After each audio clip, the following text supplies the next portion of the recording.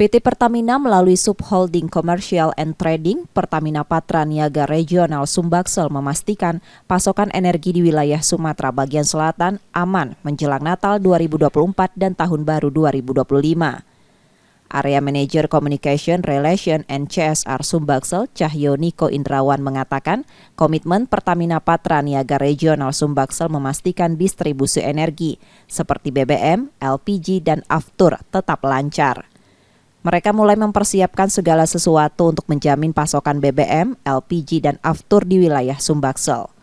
Pertamina juga akan menyiapkan tim Satgas Nataru yang akan bertugas mulai pertengahan Desember 2024. Selain itu, jam operasional fuel terminal BBM akan diperpanjang dan SPBU siaga atau modular akan ditempatkan di jalur-jalur potensial. Konsumsi BBM jenis gasolin di wilayah Jambi pada November 2024 tercatat sekitar 1.388 kiloliter per hari, sementara gas oil mencapai 940 kiloliter per hari.